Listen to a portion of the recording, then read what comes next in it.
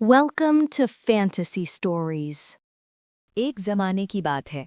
एक निहायत खूबसूरत सल्तनत थी जिसका नाम एंडियांडिया था। ये सल्तनत खुशबुओं और फूलों से महकती रहती थी। हर तरफ रंग बरंगे फूल, सरसब्ज बागात और मीठे पानी के चश्मे बहते थे। परिंदे खुशी से चहचहाते थे और लोग अपने बादशाह और मलिका से बेहद मोहब्बत करते थे, क्योंकि वो दोनों निहायत मुनसिफ और मेहरबान थे। सब कुछ कामिल लगता था, मगर एक कमी थी। बादशाह और मलिका की कोई औलाद न थी।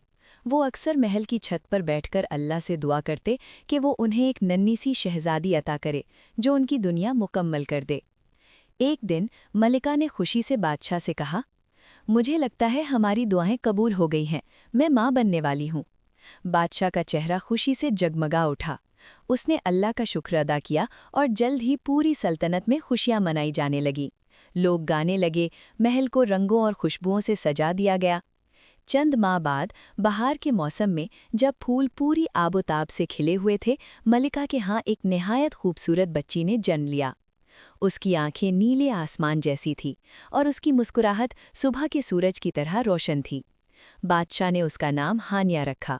पूरी सल्तनत खुशी से झूम उठी। बादशाह ने हुक्म दिया कि तमाम परियों को महल में बुलाया जाए ताकि वो नन्ही शहजादी को अपनी बरकतें दें। खुशबुओं की परी मुस्कुराई और बोली, जहां भी ये जाएगी खुशबू बिखेरेगी। खुशी की परी झूले के करीब आई और कहा, मैं इसके चेहरे को हमेशा नर्म और रोशन रखूंगी। महब्बत की परी ने नरमी से कहा, मैं इसके दिल को मोहब्बत से भर दूंगी ताकि ये दूसरों के गम मिटा सके। एक एक करके सब परियों ने अपनी बरकतें दी, मगर बादशाह ने जानबूझकर एक परी को नहीं बुलाया, आग की परी सिया को। वो जादू में माहिर थी और जहां जाती तबाही फैलाती थी। बादशाह को डर था कि वो इस खुशी को बर्बाद न कर दे। मगर जब आग की परी को मालूम हुआ कि उसे दावत नहीं दी गई तो उसका दिल गुस्से से जल उठा। आसमान सुर्ख हो गया, फिजा में गर्मी भर गई और देखते ही देखते वो सुर्ख शोलों में लिपटी महल के दरवाजे पर आ पहुंची। सबके चेहरे खौफ से जर्द पड़ गए। आग की परी चीखी, तुम लोग आग से इतनी नफरत करते हो कि मुझे इस खुशी से दूर रखा? तो सुन लो मेरा अजाब। तुम्हारी ये प्यारी बेटी अब सिर्फ बर्फ और सर्दी में ही जिंदा रह सकेगी। अगर वो कभी धूप या गर्मी के करीब गई तो फौरन मर जाएगी। ये कहकर वो शोलों में गायब हो गई। शहजादी हानिया का रंग उड़ गया, उसकी सांस रुकने लगी। पूरा महल खौफ में डूब गया। बादशाह अपनी बेटी को गोद में लिए बेबसी से रो रहा था कि अचानक कमरे में ठंडी रोशनी फैल गई। बर्फ की परी सफ़ेद नूर में लिपटी जाहिर हुई। डरो मत, उसने कहा, मैंने अभी अपना तोहफा नहीं दिया। उसने अपनी छड़ी घुमाई और हानिया के गिर्द बर्फ का शफ़ाफ हिसार बन गया। कुछ ही लम्हों में हानिया ने सांस लेना शुरू कर दिया और उसके गालों पर रंग लौट आया। मलिका रोते हुए बोली, मेरी बच्ची जिंदा है। बर्फ की परी ने नरमी से कहा, हाँ, मगर ये बर्फ ज्यादा देर कायम नहीं रहेगी। अगर मैं इसे अपने बर्फ के महल ना ले गई तो ये जिंदा नहीं रह सकेगी। बादशाह ने इल्तिजा की, अगर तुम मेरी बेटी को बचा सकती हो तो इसे ले जाओ, बस वादा करो कि ये जिंदा रहेगी। बर्फ की परी नन्ही हानिया को उठाकर बर्फपोश पहाड़ों के पार अपने बर्फानी महल ले गई। वो महल जादू से भरा हुआ था। दीवारें बर्फ की थीं, मगर नर्म रोशनी से चमक रही थीं। वहां हानिया एक नन्हे पेंगुइन के साथ रहने लगी, जो जल्द ही उसका सबसे करीबी दोस्त बन गया। साल गुजरते गए, हानिया बड़ी हो गई, मगर उसका दिल उदास रहता था। वो अक्सर खिड़की से बाहर देखकर कहती, काश मैं एक बार अपने माँ बाप को देख सकती। पेंगुइन उसके पास आकर शरारतें करता ताकि वो हंस पड़े, मगर उसकी आंखों में भी हल्की सी उदासी होती। एक दिन आसमान साफ था और सूरज सफ़ेद चमक रहा था।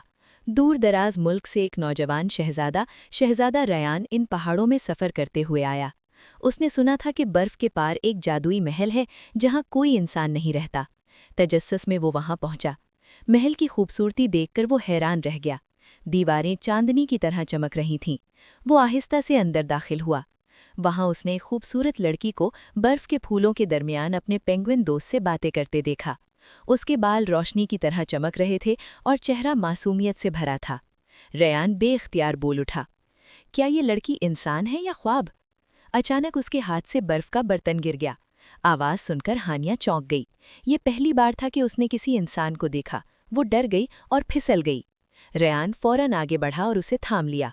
उनकी आंखें मिली और वक्त जैसे रुक गया। पेंगुइन गुस्से में रयान की टांगों से लिपट गया।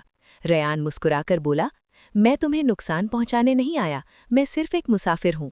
मगर सर्दी के बाइस रयान कांपने लगा और बेहोश हो गया। हानिया घबरा गई, उसे डर था कि कहीं वो मर न जाए। उसे याद आया कि बर्फ की परी ने उसे एक जादुई ब्रश दिया था जिससे बनाई गई चीज हकीकत बन जाती थी। उसने बर्फ से एक नर्म बिस्तर और सफ़ेद कंबल बना लिया। रयान को उस पर लेटाया, कंबल उड़ाया और अपने हाथों से गर्म सूप पिलाया। जब रयान को होश आया तो उसके सामने हानिया का खूबसूरत चेहरा था। हानिया ने पूछा, क्या तुम वाकई इंसान हो या कोई बर्फानी परी? मैं हानिया हूँ, एलेंड्रिया की शहजादी, मगर एक बद्दुआ ने मुझे यहाँ कैद कर रखा है। वक्त गुजरता गया और दोनों के दिल एक दूसरे के करीब आ गए। रयान ने अफसोस से पूछा, क्या इस बद्दुआ को तोड़ने का कोई तरीका नहीं? हानिया ने आईने के सामने जाकर बर्फ की परी को पुकारा। परी नमूदार हुई, रयान को देखा और अफसोस से बोली, ये बद्दुआ सिर्फ तब टूटेगी जब किसी की मोहब्बत तुम्हारे दिल की बर्फ को पिघला दे। मोहब्बत से बड़ी कोई जादू नहीं। ये कहकर वो गायब हो गई। रयान ने कहा, शायद हमारी किस्मत में एक साथ नहीं। वो महल छोड़ने लगा। हानिया का दिल दर्द से भर गया। उसके अंदर एक अजीब सी गर्मी महसूस हुई, वो गर्मी जिससे वो बरसों से महरूम रही। वो पेंगुइन के साथ दौड़ती हुई रयान के पीछे गई। रयान पलटकर बोला, नहीं हानिया, धूप तुम्हें मार डालेगी। मगर हानिया न रुकी। जैसे ही वो सूरज की तरफ बढ़ी, उसके गिर्द जमी बर्फ पिघलने लगी। रयान ने उसे अपनी बाहों में ले लिया और रोशनी चारों तरफ फैल गई। बर्फ की परी दोबारा जाहिर हुई। उसके चेहरे पर खुशी थी। ये मुकम्मल हो गया, बर्फ पिघल चुकी है, तुम आज़ाद हो। बद्दुआ टूट गई। हानिया एक आम इंसान बन गई।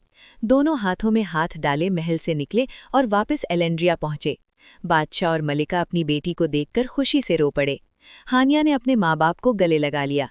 चंद दिन बाद एक और जश्न मनाया गया। इस बार खुशी किसी पैदाइश की नहीं बल्कि मोहब्बत की फतह की थी। शहजादी हानिया और शहजादा रयान की शादी धूमधाम से हुई। फूलों की बारिश हुई, परियों ने गीत गाए और पूरी सल्तनत रोशनी में नहा गई। और यूं वो सब खुशी खुशी रहने लगे।